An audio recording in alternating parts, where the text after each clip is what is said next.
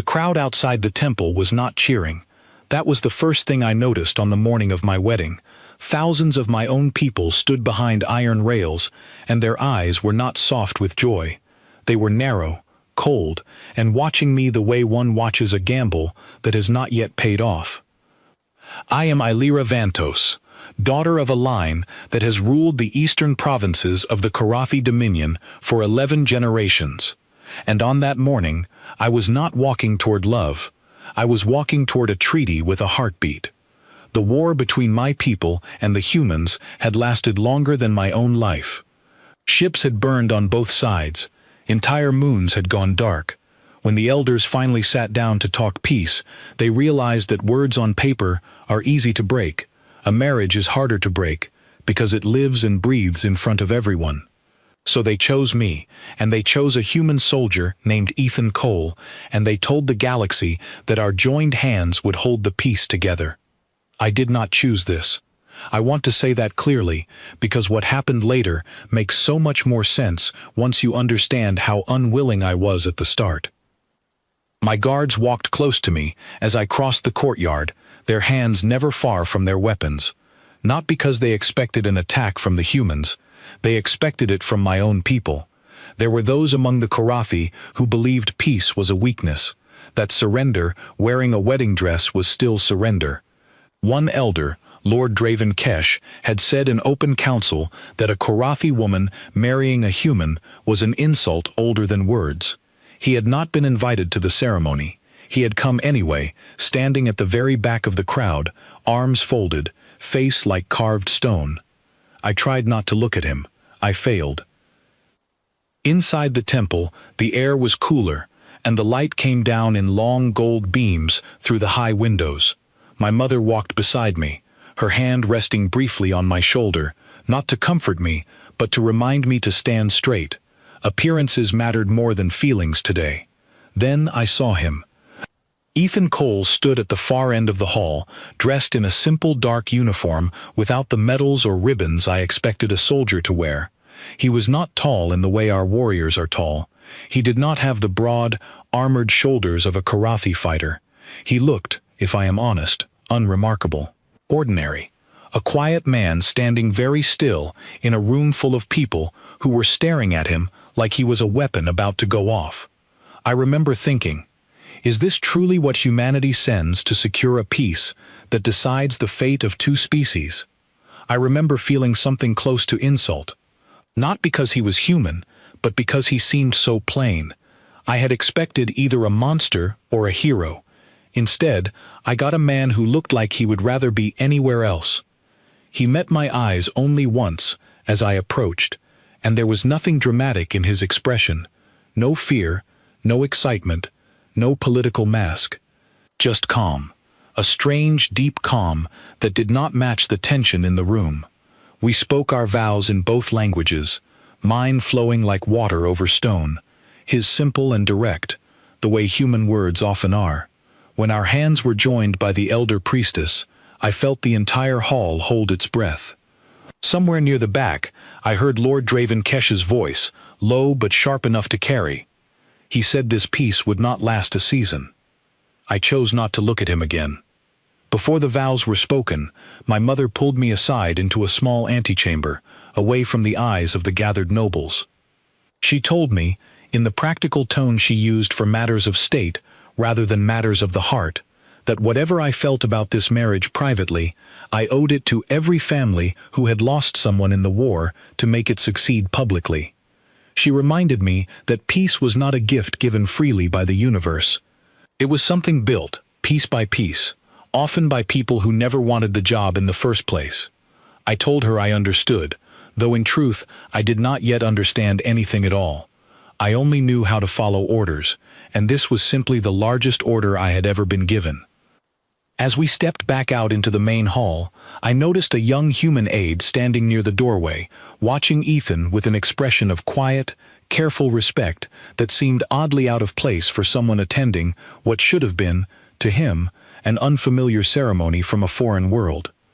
When I later asked one of my attendants who the man was, she told me his name was Daniel Pierce, and that he had traveled a great distance simply to stand witness for Ethan on this day. I filed the name away without much thought at the time, not yet understanding how important that same man would become to my understanding of my own husband.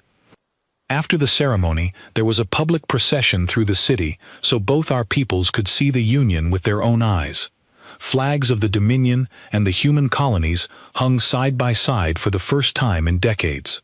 Children in the crowd, both Karathi and human, waved small banners without understanding what any of it truly meant. To them, it was simply a parade. To me, every step forward felt like walking across a bridge that might collapse at any moment. Ethan walked beside me through it all, his pace matching mine exactly, his eyes constantly moving across the crowd, the rooftops, the alleys. At the time I thought he was simply nervous. Later I would understand that he was doing something else entirely.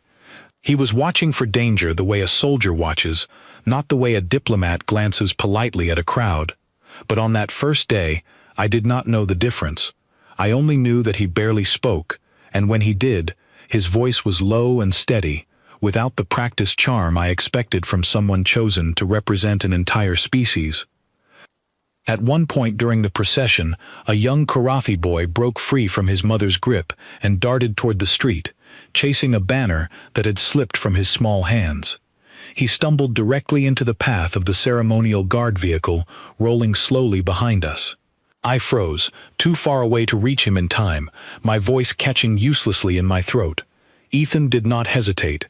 He stepped out from the procession line, scooped the boy up in one smooth motion, and returned him safely to his frightened mother before the guards themselves had even fully registered what had happened.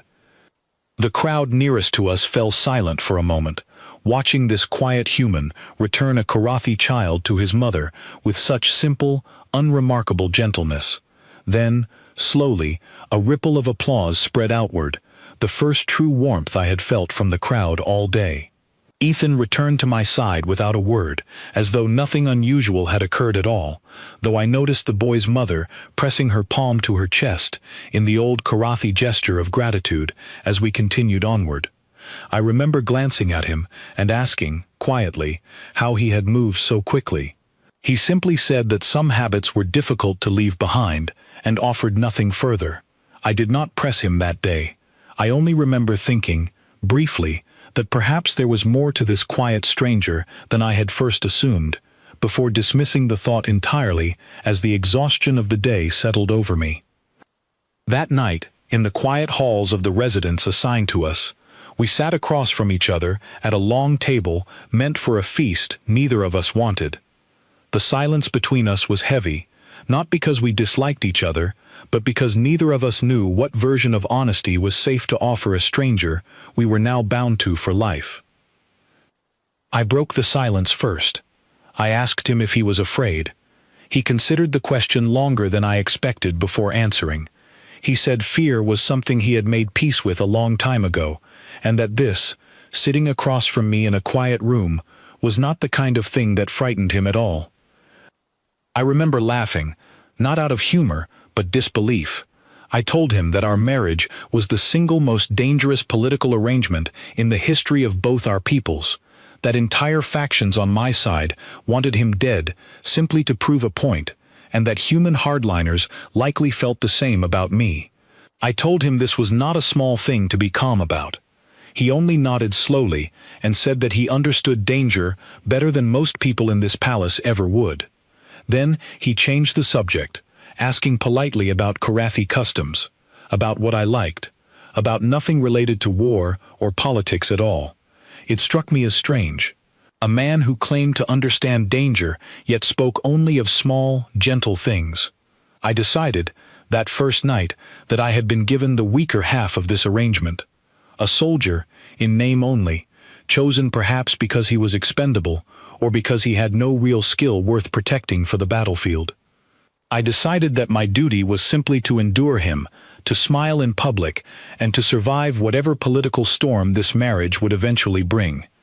I did not yet understand what kind of man I had married. Before I went to sleep that night, I stood at the tall window of our chamber and looked out over the city. Lanterns glowed in every district, Human ships rested peacefully beside Karathi cruisers in the orbital docks above, visible even from the ground as thin points of light. For the first time in years, our two peoples were not preparing for war. They were simply existing, side by side, uncertain but not hostile. I told myself that this fragile peace was worth any personal sacrifice, even a marriage built on politics instead of feeling. I told myself that Ethan Cole, whoever he truly was, beneath that calm and quiet exterior, was simply a piece on the board, just as I was. I had no idea how wrong I was.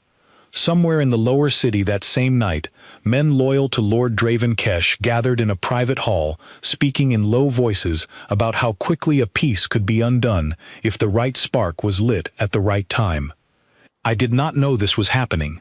I would not know for months, but looking back now, I understand that the storm Draven Kesh promised outside the temple had already begun to gather, long before either Ethan or I understood how much would be asked of us before this was over.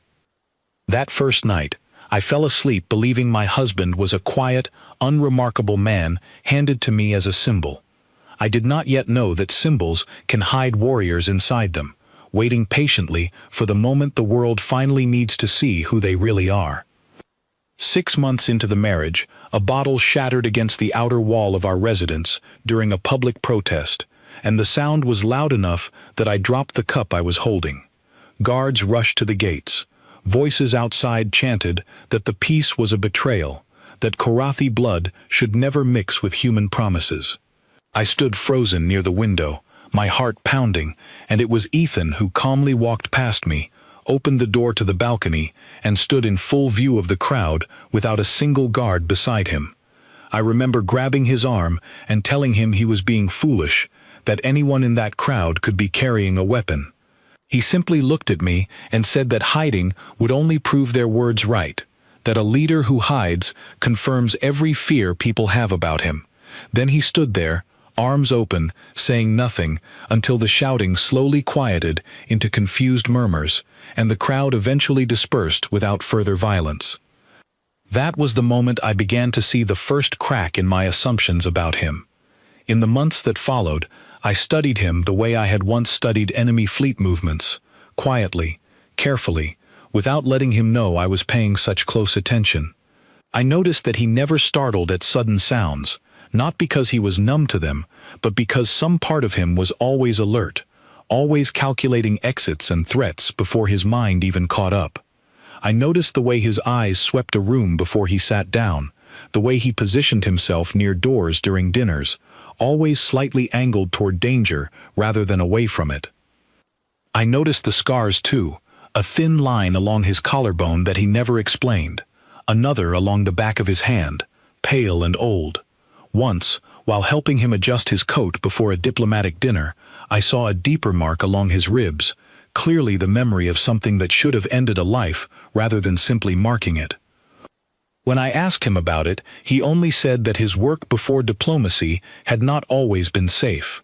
He offered nothing more, and something in his tone told me not to press further that night. It was Daniel Pierce, an old friend of his who visited from the human colonies, who gave me the first real glimpse of who my husband truly was. Daniel arrived unannounced one afternoon, wearing a simple traveling coat, laughing loudly as he embraced Ethan like a brother he had feared he might never see again. Over dinner, Daniel spoke freely, the way old friends do when they forget who else might be listening. He said something about the old days, about missions that should not have been survivable, about the way Ethan had once carried 2 wounded soldiers through enemy lines for nearly a full day without rest. He mentioned a name, a battle I had never heard of, and then caught himself, glancing at Ethan with an apologetic look, as if he had said too much. Ethan simply changed the subject, asking Daniel about his family, about the crops on his settlement, about anything except the past. But I sat there quietly, turning the pieces over in my mind. A diplomat with old battle wounds, a diplomat who moved like a soldier, who scanned rooms like a soldier, who carried 2 wounded men through enemy lines like a soldier. Later that night, after Daniel had gone to his guest quarters, I asked Ethan directly what he had truly been before this marriage. He was quiet for a long moment, staring into the low fire in our chamber, before he finally spoke. He said that he had served in the wars before the peace talks began, that he had done things he was not proud of, things that still visited him in his sleep some nights. He said he had asked to be reassigned to diplomatic service specifically because he no longer wanted to be a man defined by fighting. He said he wanted, more than anything, to be known for building something instead of destroying it. I remember asking him why he had never told me this himself. He said that he did not want me to marry a soldier. He wanted me to marry a man who had chosen peace, not one who was simply forced into it by treaty. He said the moment I saw him as a warrior, everything about how I treated him might change, and he had wanted, at least for a little while, to be seen as something else. I did not know what to say to that. Part of me was moved by the honesty of it. Another part of me, the part trained since childhood to think in terms of strategy and survival, understood that a man capable of such violence, now living quietly beside me, was either the safest person in this palace or the most dangerous, depending entirely on what threatened us next. There was a quieter evening too, not long after Daniel Pierce's visit, when Ethan taught me a simple human card game while rain fell steadily against the tall windows of our chamber. I remember laughing, genuinely laughing, for what felt like the first time since our wedding day, as he tried and failed to explain the rules in a way that made sense across our two languages. It was a small, unremarkable evening, filled with nothing more important than cards and rain and quiet conversation, and yet I found myself thinking about it for days afterward, turning it over in my mind the way I once turned over reports on enemy fleet movements. I began to notice him differently after that conversation, not as the disappointing, unremarkable groom I had judged on our wedding day, but as something folded carefully inward, like a blade, sheathed so completely that most people forgot it could still cut. There was a council session, held roughly 4 months into our marriage, that I still remember clearly because it was the first time I watched other Karathi nobles truly test him rather than simply tolerate his presence. An older general named Voss, known throughout the court for his sharp tongue and his open dislike of the peace treaty, asked Ethan directly whether he believed a human soldier could ever truly understand Karathi honor, given that our people had fought with discipline and tradition for 1,000 years, while humans, in his words, fought however was convenient in the moment. The room grew tense, several nobles leaning forward slightly, waiting to see whether the human diplomat would stumble under the deliberate insult. Ethan did not raise his voice. He answered that he believed honor was not measured by how long a tradition had existed, but by whether someone kept their word when keeping it was difficult rather than convenient. He said that he had watched soldiers from both our worlds break under pressure, and he had watched soldiers from both our worlds hold steady under the exact same pressure, and that the difference had never once come down to species. General Voss said nothing for a long moment, clearly unaccustomed to an answer that refused to take the bait. Then, to my surprise, he gave a slow nod, the closest thing to respect I had ever seen him offer a human. It was a small moment, easily missed by anyone not watching closely, but I understood even then that Ethan had won something in that exchange that no treaty document could have secured for him. Our public appearances grew more frequent as the months passed. Karathi nobles, who had once refused to acknowledge Ethan, began inviting him to private councils, testing him with difficult questions about trade, about border settlements, about old grievances between our peoples. He answered every question with a patience that surprised even the older diplomats, never raising his voice, never taking the bait when nobles tried to provoke him into an angry response that could be used against the peace. I watched him defend me once, subtly, when a visiting noble made a cutting remark about Karathi women marrying beneath their station. Ethan did not raise his voice. He simply asked the noble, calmly, whether he believed peace itself was beneath his station, since that was precisely what this marriage represented.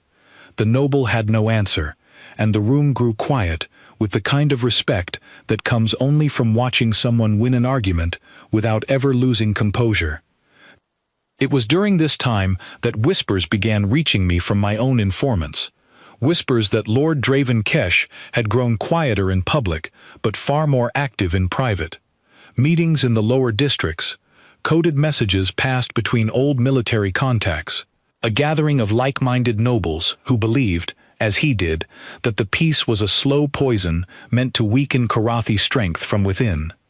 I brought these concerns to Ethan one evening, expecting him to dismiss them the way most diplomats dismiss vague rumors.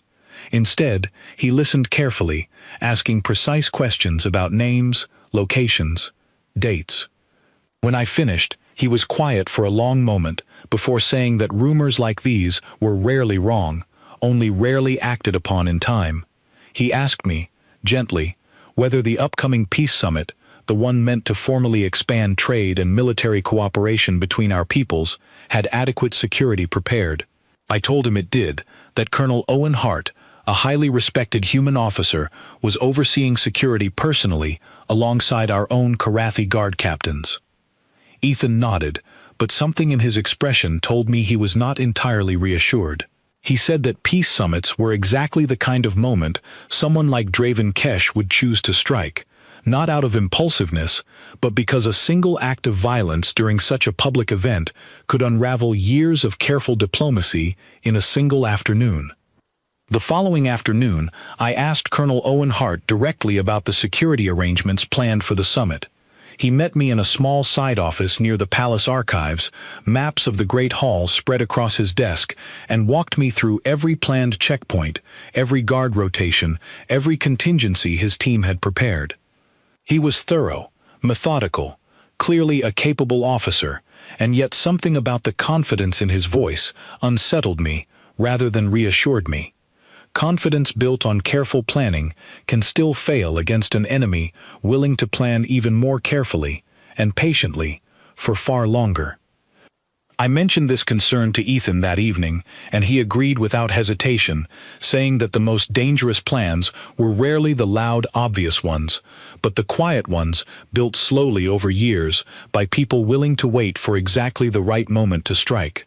He asked Hart, the following morning, to review the summit's ventilation systems, the emergency lighting fail-safes, and the sealed door mechanisms specifically, areas Hart admitted his team had considered secondary priorities compared to the main entrances and exits.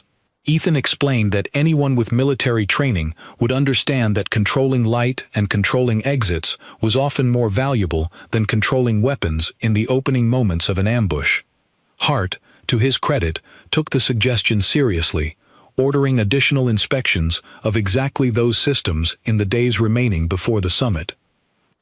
I remember lying awake that night beside him, listening to his slow, steady breathing, wondering if the calm, careful man beside me could truly become the kind of soldier Daniel Pierce had hinted at, should the moment ever demand it. Some part of me hoped I would never have to find out. Another part of me, quieter and more honest, already suspected that hope would not be enough to protect us from what was coming. 3 days before the summit, one of my informants brought a message directly to my private chamber. Her hands trembled as she handed it to me. It was a list of names, human and Karathi both, individuals who had recently traveled through minor checkpoints using falsified credentials. Several of those names had once served under Lord Draven Kesh during the war. I showed the list to Ethan that same night. He studied it for a long time in silence, his jaw tightening slightly, the only visible sign of the tension building beneath his calm exterior. He said only one sentence before folding the paper closed. He said that whatever happened at the summit, I was not to leave his side for even a moment. I did not yet understand how seriously he meant those words. I would understand within 3 days, when the calm, quiet diplomat I thought I had married disappeared entirely, replaced by something the history of 2 species would soon struggle to forget. Earlier that evening, as we dressed for the summit, Ethan had checked the small emergency comm device hidden beneath his sleeve 3 separate times, a habit I had noticed grow steadily more frequent over the preceding days. I had asked him if something specific worried him, and he had admitted only that the reports from Colonel Hart's inspection teams had turned up nothing unusual, which itself struck him as slightly unusual. He said that a plan this quiet, this patient, did not simply vanish without leaving a single trace behind, and that the absence of evidence sometimes worried him more than the presence of it. The lights went out exactly 4 minutes after Counselor Mira Thessaly finished her opening speech, and in the darkness that followed, I felt Ethan's hand close firmly around my wrist before I even understood what was happening. The Great Hall of Unity had been filled with nearly 600 guests that evening. Karathi nobles in ceremonial robes, standing beside human officials in formal uniforms, all gathered to sign the expanded trade and defense agreement that would bind our two peoples together for the next 50 years. I remember the golden chandeliers above us, the long tables set with delicacies from both worlds, the quiet hum of translated conversation flowing easily between species who, only a year earlier, had been trying to destroy each other. Then the chandeliers went dark, all at once, and the emergency lighting that should have activated within seconds simply did not come. Screams began almost immediately, confused at first, then sharpening into panic as the doors at both ends of the hall slammed shut with a mechanical finality that told me instantly this was no accident. I heard the distinct click of weapon safeties disengaging somewhere near the northern entrance, a sound I had been trained since childhood to recognize instantly, even in complete darkness. Ethan pulled me down behind an overturned table before I could even process the danger fully, his body angled protectively over mine, his voice low and steady in my ear, telling me to stay down and stay silent. Gone was the calm, gentle diplomat who spoke carefully in council meetings. His voice now carried an edge I had never heard from him before, controlled but utterly without hesitation. Emergency floodlights finally flickered on, casting the hall in a harsh white glow, and what I saw took my breath away. Nearly 20 armed figures had entered through side corridors, wearing dark tactical gear stripped of any identifying marks, moving with disciplined precision through the panicking crowd. Several of them wore Karathi military boots beneath their human-style tactical vests, a detail that told me immediately these were not simply human extremists or Karathi separatists acting alone, but a coordinated group, drawing from both sides, exactly the kind of alliance Lord Dravenkesh would have needed years to build in secret. One of the attackers, tall and broad-shouldered, stepped onto the raised platform where Counselor Thessaly had been speaking only minutes earlier, and demanded through a voice modulator that the summit be declared void, that the Karathi and human officials present sign a public statement condemning the peace as a betrayal of both species, or hostages would begin to be executed one by one until the demand was met. I felt Ethan go completely still beside me, the kind of stillness that comes not from fear, but from absolute focus. He turned to me and whispered 3 words, "Stay here, wait."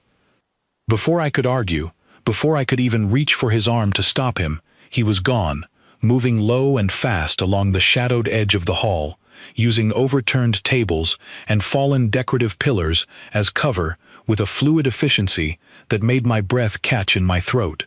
This was not the careful, measured walk of the man who discussed trade policy over quiet dinners. This was something else entirely, something coiled and purposeful, honed by years I had never been allowed to witness. I watched, frozen, as he reached the first attacker positioned near the eastern corridor, a woman scanning the crowd with a rifle raised. Ethan moved with a speed that seemed impossible for someone I had watched walk slowly and thoughtfully through palace gardens only days earlier. He disarmed her in a single fluid motion, the rifle clattering harmlessly to the floor, and she went down without ever firing a shot, unconscious before she understood what had happened to her. A second attacker turned toward the sound, and Ethan was already moving, closing the distance before the man could bring his weapon fully around. I could not see every detail from where I hid, but I saw enough.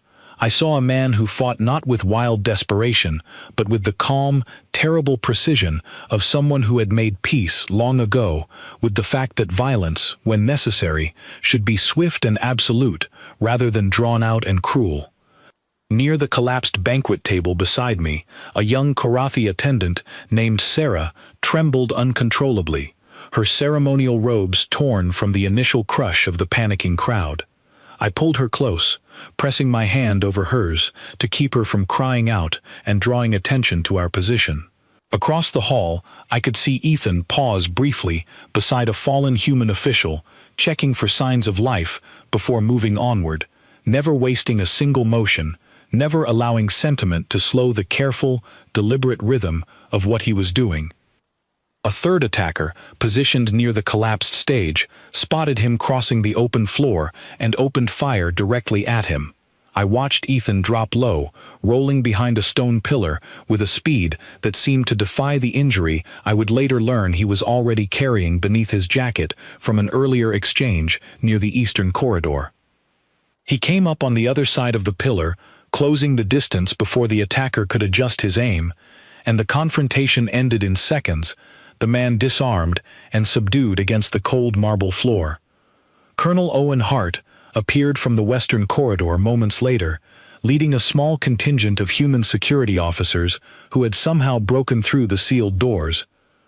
Gunfire echoed through the hall now, sharp and disorienting, and I pressed myself lower behind the overturned table, watching through a gap in the wood as the situation unfolded in fragments, too fast to fully comprehend. The leader on the platform, upon seeing his men falling one after another, turned his weapon toward the crowd in a moment of desperate rage, and I watched Councillor Thessaly freeze in terror only steps away from him, completely exposed. Ethan appeared as if from nowhere, closing the distance across the hall in what felt like seconds, throwing himself between the councillor and the raised weapon. I screamed his name without meaning to, the sound tearing out of me before I could stop it, and for one terrible heartbeat, I believed I was about to watch my husband die in front of 600 witnesses. But Ethan did not simply block the attack, he redirected it, twisting the weapon aside with a controlled, practiced motion, disarming the leader in a single violent movement that ended with the man pinned to the floor, breathing hard, defeated, before the councillor even fully understood she had been saved. The remaining attackers, seeing their leader subdued and their numbers thinning rapidly under the combined response of human and Karathi security forces, began to falter. Some tried to flee toward the sealed doors, only to find Colonel Hart's team already waiting there. Others simply dropped their weapons, hands raised, the fight draining out of them once it became clear their plan had failed. One of the fleeing attackers, cornered near a side alcove by Hart's advancing team, turned suddenly and grabbed a nearby human official as a shield, shouting that anyone who came closer would cost this man his life. For a moment, everyone in that corner of the hall froze, uncertain how the standoff would end. Then Ethan's voice cut calmly across the distance, telling the man that his companions had already surrendered or been subdued, that there was no plan left to salvage, and that harming a hostage now would only guarantee the harshest possible judgment waiting for him afterward. The man's grip loosened slightly at the certainty in Ethan's tone, just enough for Hart's team to close the distance and end the standoff without further harm. Within minutes, though it felt like hours, the hall grew quiet again, the harsh floodlights illuminating a scene of overturned tables, scattered weapons, and stunned survivors slowly rising from where they had taken cover. I pushed myself up from behind the table, my legs unsteady beneath me, searching desperately through the chaos for Ethan. I found him kneeling beside Councillor Thessaly, helping her to her feet with a gentleness that seemed impossible given what I had just watched him do only moments earlier.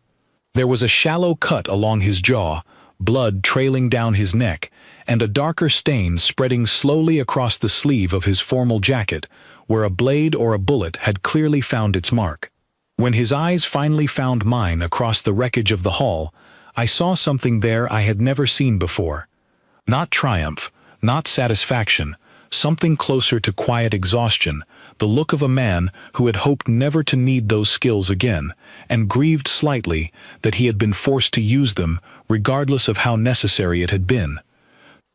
I crossed the distance between us quickly, my hands trembling as I reached for the wound on his arm, My training as a noble's daughter momentarily forgotten in favor of simple, human fear for someone I realized, in that instant, I could not bear to lose.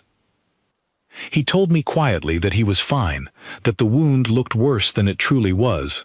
But I noticed the way his breathing had grown shallow, the way his weight shifted slightly, as if his legs were no longer entirely steady beneath him. Colonel Hart approached moments later, his own uniform torn and singed along one shoulder, and gave a brief report. 12 attackers subdued, 3 killed in the initial exchange near the northern corridor, the remaining 5 in custody and already being questioned. Among those captured was a man Hart identified immediately as a former lieutenant who had once served under Lord Draven Kesh during the war, confirming exactly the connection I had feared since first receiving that list of falsified names 3 days earlier. I asked Ethan quietly, as security teams began escorting shaken guests from the hall, how he had known exactly where to strike, how he had moved with such certainty through chaos that had left even trained security officers disoriented in the darkness. He was quiet for a long moment before answering, his voice low enough that only I could hear it. He said that darkness and chaos were old, familiar companions from another life, one he had hoped to leave behind entirely the day he chose diplomacy over combat. He said that he had prayed, more than once since our wedding day, that he would never have to become that version of himself again in front of me. I told him, my voice barely steady, that I was not afraid of who he had just been. I told him that watching him fight to protect not only me, but hundreds of strangers from both our peoples, had shown me something I had failed to understand since the day I judged him as weak, simply because he did not carry himself like a Korathi warrior. He gave me a tired, faint smile at that, though I could see the pain behind it as medical officers finally arrived to tend to his wound. Before they could pull him away for treatment, he took my hand gently and said that being strong enough to fight was never truly the difficult part of his life. The difficult part, he said, had always been finding the strength to walk away from fighting once it was finally, mercifully over. I did not fully understand what he meant by that in the moment. Exhausted and shaken as I was, I would understand it far more clearly in the days that followed, once the political storm surrounding the attack fully broke over both our peoples, and once I finally learned the true, painful cost that a lifetime of choosing violence, even in defense of peace, had taken on the quiet, careful man I had once so badly underestimated.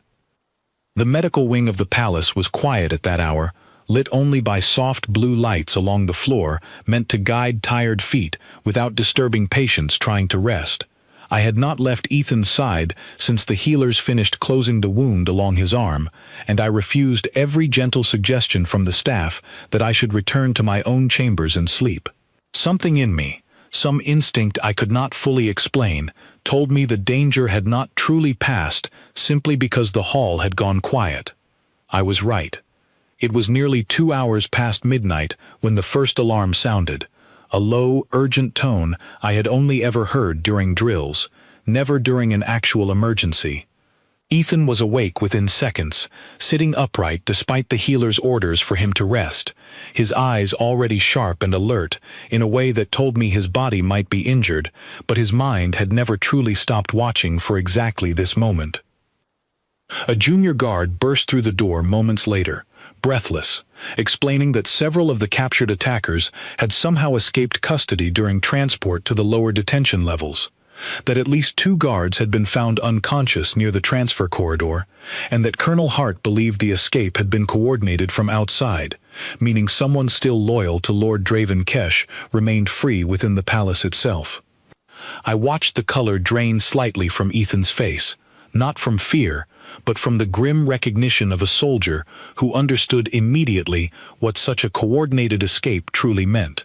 He said, quietly, but firmly, that the attackers would not simply flee the palace. They would go for the one target that could still salvage their failed plan. They would come for Councillor Thessaly again, or they would come for us, hoping that killing either of us, even after the summit's failure, would still ignite exactly the conflict Draven Kesh had always wanted. Against the healer's protests, Ethan rose from the medical bed, wincing as the movement pulled against his stitched wound, and asked only for his boots and a working comm unit. I tried to insist he stay behind, that Colonel Hart's remaining forces could handle a handful of escaped prisoners without him risking his health any further. He looked at me then with an expression I recognized instantly, the same quiet, unshakable resolve I had seen the moment the lights first went out in the great hall. He said that he had already decided, long before tonight, that he would rather bleed protecting the peace we had built than survive comfortably while someone else paid the price for his caution. I understood, in that moment, that arguing further would only cost precious time we did not have. As we passed through the eastern archway, a Karathi guard I recognized from the earlier summit, a young man named Talor, who had stood watch outside our own chamber for weeks, fell into step beside us, insisting he would not leave Ethan's side unprotected, given his injury. Ethan thanked him quietly, but warned him to stay several paces back, explaining that untrained instincts in a close confrontation could cost a life just as easily as no protection at all. Talor obeyed without argument, though I could see the tension in his young face, the same fear I recognized in my own chest with every step we took deeper into the darkened wing. We moved through the palace corridors together, Ethan leading with a limp he refused to acknowledge, guiding us toward the private wing where Councillor Thessaly had been given quarters for the remainder of the summit proceedings. The lights along this corridor flickered oddly as we approached, the same telltale sign that had preceded the earlier attack, and Ethan's pace quickened despite the clear strain evident in every controlled step he took. We found two of Thessaly's personal guards unconscious just outside her chamber doors, disarmed with the same precise efficiency Ethan himself had used only hours earlier in the Great Hall. It was clear now, without doubt, that whoever remained loose within the palace had training equal to his own. Someone who had likely served alongside the very soldiers Draven Kesh commanded during the height of the Old War. Ethan motioned for me to stay back, but this time I refused, staying close enough to see through the open doorway as he entered the chamber ahead of me. Councillor Thessaly stood pressed against the far wall, one of the escaped attackers holding a blade near her throat, his eyes calculating, desperate, aware that his entire mission had already failed and that this final act was likely his only remaining path to any kind of victory. I saw something shift in Ethan's expression as he stepped fully into the room, something I had not witnessed even during the chaos of the Great Hall. For just a moment, his eyes seemed distant, fixed not entirely on the man before him, but on some memory buried deep in his past, a flicker of old pain surfacing at exactly the wrong, or perhaps exactly the right, moment. I would learn much later that the attacker's stance, the particular way he gripped the blade against Thessaly's throat, reminded Ethan of a moment years earlier during the war, a moment involving someone he had not been fast enough to save. He told me afterward that the memory nearly cost him a full second of hesitation, a second that could easily have proven fatal, before his training pulled him firmly back into the present. He spoke calmly to the attacker, his voice low and even, urging him to release the counselor, reminding him that Lord Draven Kesh's plan had already failed completely, that further violence tonight would earn him nothing but a longer, harsher judgment once this was over. The attacker's hand trembled slightly, torn between desperation and the creeping realization that he had already lost. Then, in a moment of pure desperation, the man shoved Thessaly aside and lunged toward Ethan directly, blade extended, clearly choosing to end this confrontation through violence rather than surrender. What followed happened faster than my eyes could fully track. Ethan moved to the side, redirecting the blade harmlessly past his ribs, his injured arm clearly costing him precious speed and strength, yet his movements remained precise, controlled, honed by years of experience that no wound could fully erase. He countered with a strike that disarmed the attacker completely, following immediately with a controlled takedown that left the man pinned firmly against the chamber floor, breathing hard, defeated. But the effort had clearly cost Ethan more than he let show. As Colonel Hart's reinforcements finally arrived, securing the subdued attacker and rushing to Counselor Thessaly's side, I watched Ethan sway slightly on his feet, his good hand pressing instinctively against the reopened wound along his other arm, blood now visibly staining through the fresh bandaging beneath his torn sleeve.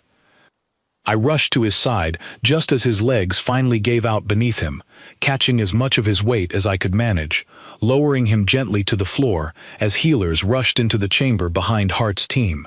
His eyes found mine even through the clear exhaustion and pain, and he offered a faint, tired smile, telling me quietly that he had told me the wound looked worse than it truly was, though his voice lacked the conviction to make the joke land the way he clearly intended. I held his hand tightly as the healers worked, my other hand pressed against his cheek, urging him to stay awake, to keep looking at me, terrified that if his eyes closed even for a moment, I might lose him entirely after everything he had just given to protect a peace that was never originally his to defend. He whispered something then, so quietly that only I could hear it over the urgent voices of the healers around us. He said that he was sorry I had to see this side of him again so soon, that he had hoped one night of fighting would be enough to finally close that chapter of his life for good. I told him, my voice breaking despite every effort to remain composed, that there was nothing to apologize for, that watching him fight twice in a single night to protect people who were never truly his responsibility had shown me more about the true strength of his character than 1,000 quiet, careful diplomatic conversations ever could have. The healers finally stabilized him, enough to move him back to the medical wing, and as they lifted him gently onto a stretcher, his hand remained locked with mine the entire way, refusing to let go, even as exhaustion and blood loss finally pulled him toward unconsciousness. Colonel Hart informed me later that night that Lord Draven Kesh himself had been located and taken into custody within hours, implicated directly through the confessions of the attackers, captured both during the summit and during the failed escape attempt afterward. The immediate threat, at least, was finally over. But as I sat beside Ethan's bed through the remaining hours of that long, terrible night, watching the steady rise and fall of his chest beneath the medical monitors, I found myself thinking not of politics, not of treaties, not even of the fragile peace we had both fought so hard to protect.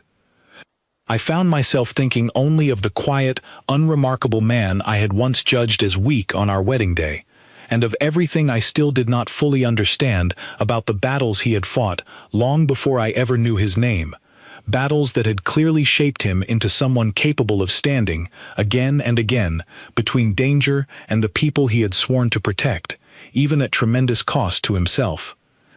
I understood, sitting there in the dim blue light of the medical wing, that I had married a far more complicated man than any treaty document could ever have described, and I understood, with a certainty that surprised me, that I no longer wished he was anyone else. Ethan woke 2 days later, weak but steady, and the first thing he asked was whether Counselor Thessaly and the summit guests had been safely returned to their homes, not whether he himself would recover fully, not whether the political consequences of the attack would fall on him unfairly. He asked only about the safety of people he barely knew, and in that single question I understood something about him that months of careful observation had only begun to suggest. The days that followed were heavy with political noise. Word of the attack spread quickly across both Karathi and human territories, and for a brief, frightening moment, it seemed the entire peace might collapse under the weight of fear and blame. Some Karathi nobles argued loudly that the attack proved humans could not be trusted near positions of power.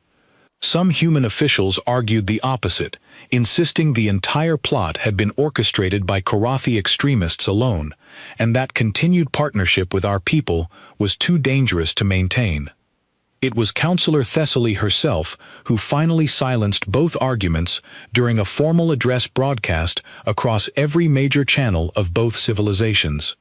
She stood before the cameras, her voice steady despite the visible exhaustion still lingering in her eyes, and reminded everyone watching that the attack had been carried out by extremists from both Karathi and human backgrounds working together, united not by their species, but by their shared hatred of peace itself. She spoke of how a single human soldier, wounded and outnumbered, had placed himself between danger and dozens of strangers, not once, but twice, in a single night, expecting nothing in return.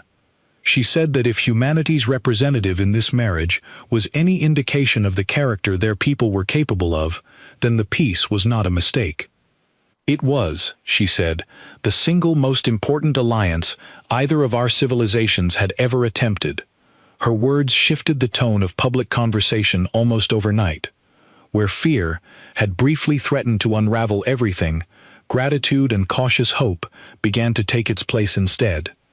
Lord Draven Kesh, along with the surviving conspirators, faced formal judgment before both Karathi and human tribunals in the weeks that followed, and the network of extremists he had built quietly across years finally collapsed entirely under the weight of exposure. Through all of this political upheaval, Ethan remained mostly quiet, recovering slowly in the private wing of our residence, avoiding public statements whenever possible, uncomfortable with the growing praise directed toward him from both our peoples. I found this discomfort strange at first, until one evening, sitting beside him as he watched the sunset through the tall windows of our chamber, he finally explained why. He said that being celebrated for violence, even violence used to protect others, had never sat easily with him. He said that every time someone called him a hero, he thought instead of every soldier he had fought beside during the war who never made it home to hear such words, and every enemy soldier he had faced who was likely someone's husband or father, just as trapped by circumstances beyond their control as he himself had once been.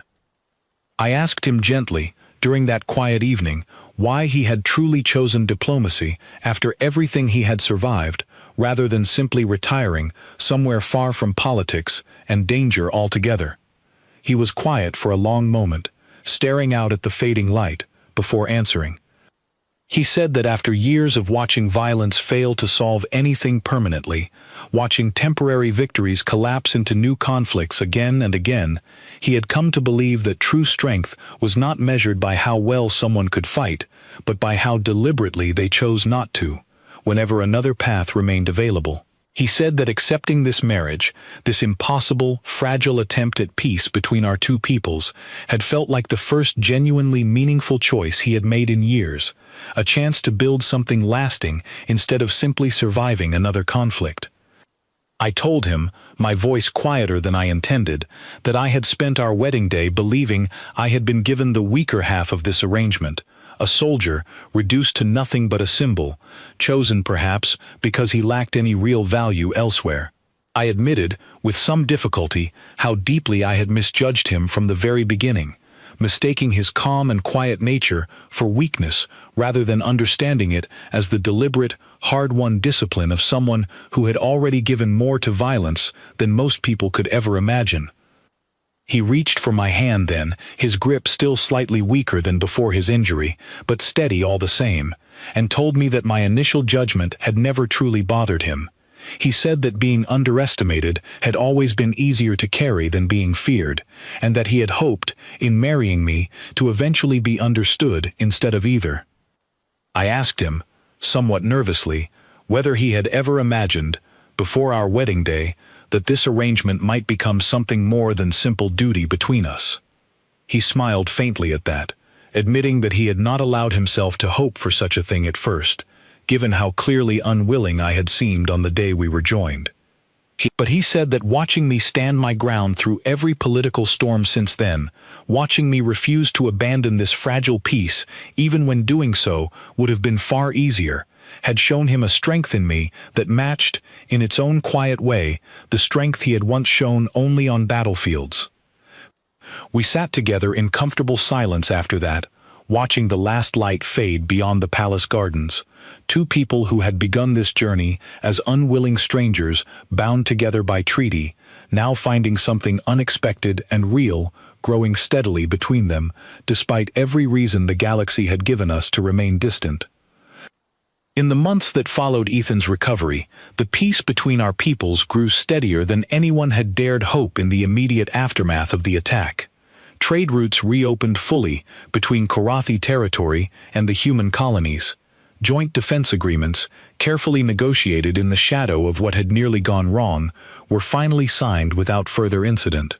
Young Korathi officers began training briefly alongside human veterans, learning tactics and discipline from soldiers who, like Ethan, had chosen restraint over unnecessary aggression whenever possible. Ethan himself was offered several honors by both Korathi and human leadership, medals and titles meant to formally recognize his actions during the attack. He accepted almost none of them, insisting quietly that Colonel Hart and the security teams who fought alongside him deserved equal recognition, that singling him out alone risked painting an incomplete picture of what true cooperation between our species could accomplish. I remember standing beside him during one such ceremony, watching him deflect praise yet again toward the people around him, and thinking that this, more than any battle I had witnessed, revealed the true measure of the man I had married.